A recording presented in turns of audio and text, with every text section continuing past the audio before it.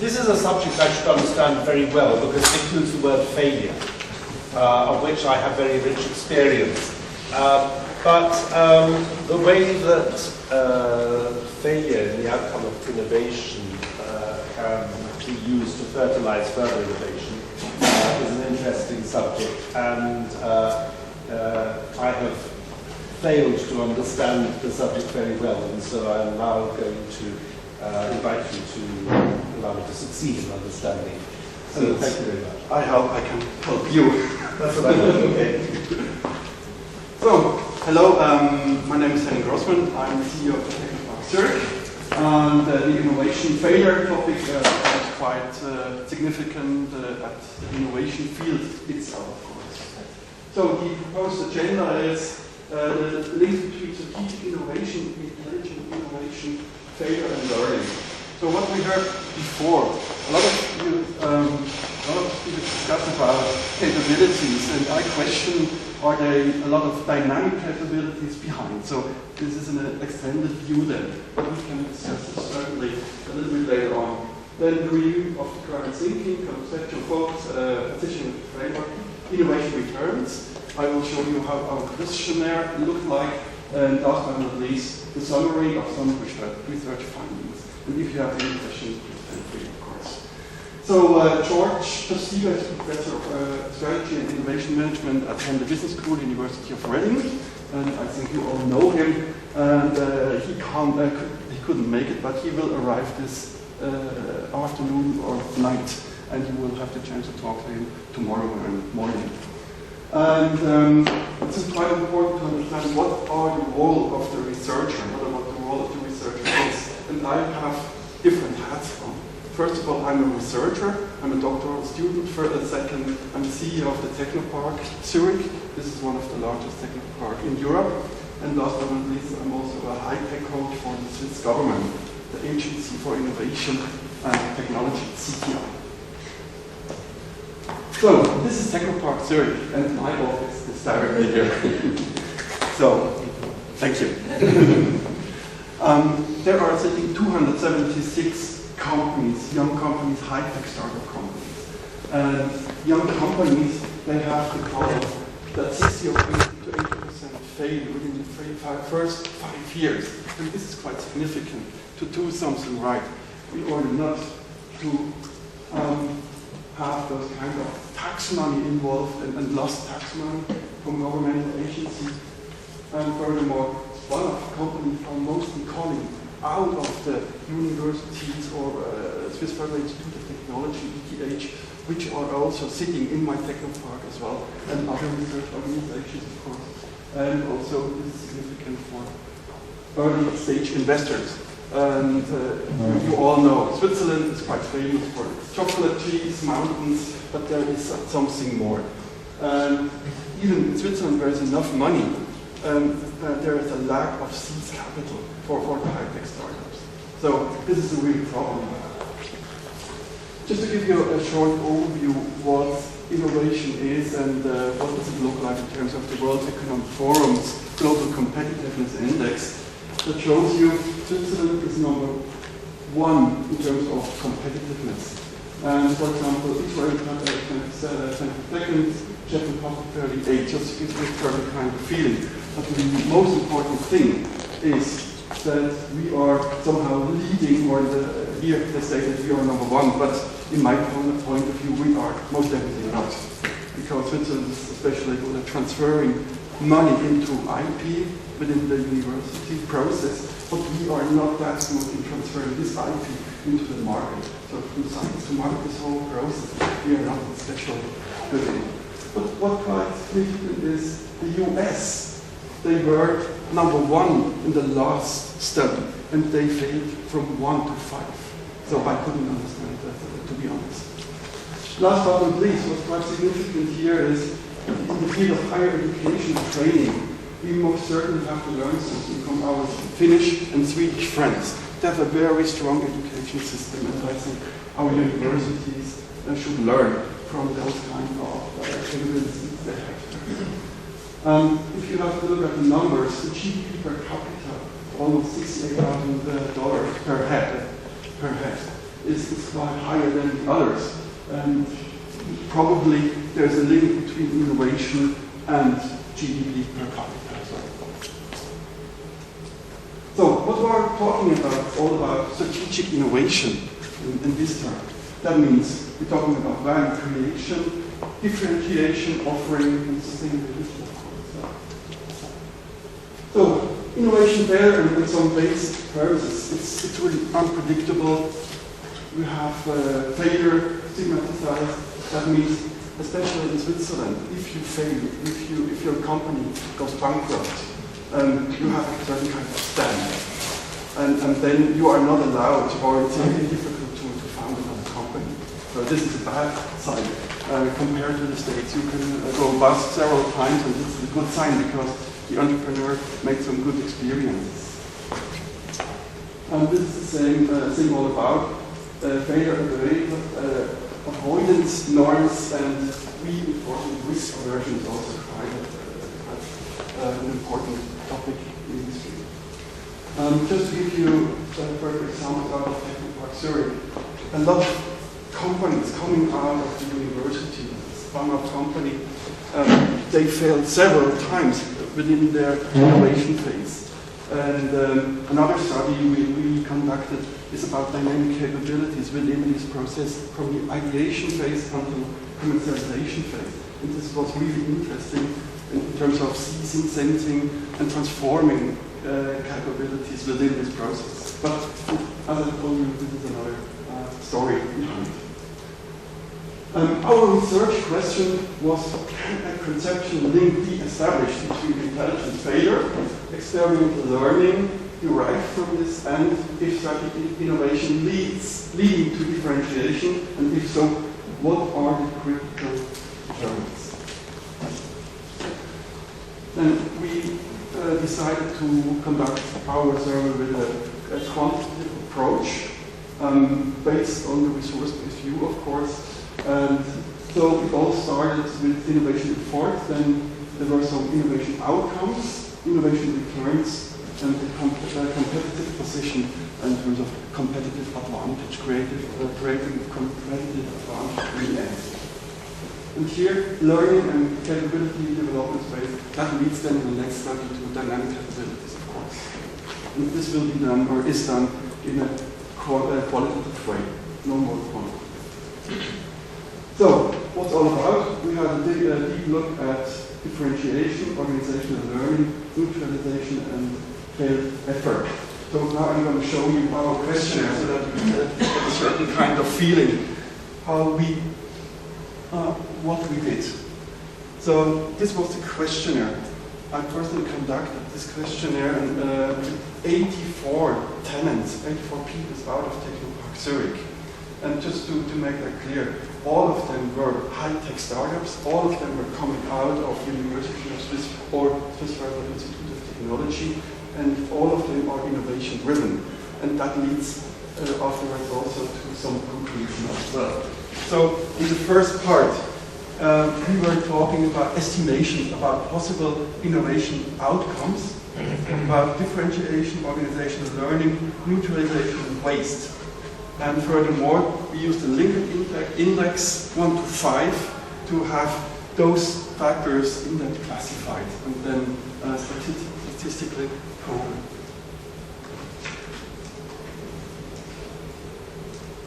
That was too fast.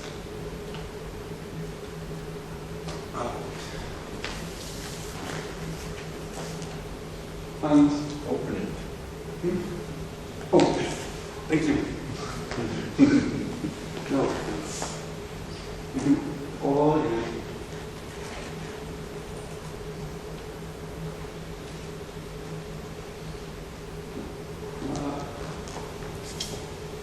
So what we did in terms of statistics was, first we calculated all the means of those factors, then we did a certain kind of data reduction. What are the high means? So we focused from 20 or more questions to 5 of each category, and then we calculated the standard deviation and combined this. And afterwards, a correlation between the sow and regression analysis was done. So, what does it show you? The first part of the questionnaire, those kind of estimations for the derivation performance outcome, showed us that we have a very high mean, a very high standard deviation value for differentiation. And the second highest was failed effort with 23.4 and standard deviation 14. That's also quite high in that. Second thing was, this was all about the next question with the linker scale index differentiation. We have here number 5 and 13, and 10, 12, and 10. And what was quite significant for us was this really, really high Cronbach alpha value. As you all know, 0.8 Cronbach alpha is good. 0.9 is very good. And we have all between 0.87 and 0.9%. So those kind of data were quite reliable in the end. Then, coming to our conclusions. Strategic innovation and focus on thinking of value offering, strategic impact and measurability and the organizational ability in creating alternatives is really important in my point of view. Furthermore, strategic innovation is all about creating a differentiated value offering and learning plays a key role. So knowledge management in the end, organizational learning, and we heard also intelligent failure. That means if we use them in the end, Markovish's Seki model, that we can use this tacit knowledge and that we could transfer this tacit knowledge in tangible assets and also high capabilities. This becomes really, really important for high-tech startups, of course, and in general as well, in my point of view. Then innovation can be used as an outcome and be used as a strategic capability and the possible attributes of the dynamic capability, and I mentioned that before as well. Further on, it has innovation outcomes, different implication for strategic innovation.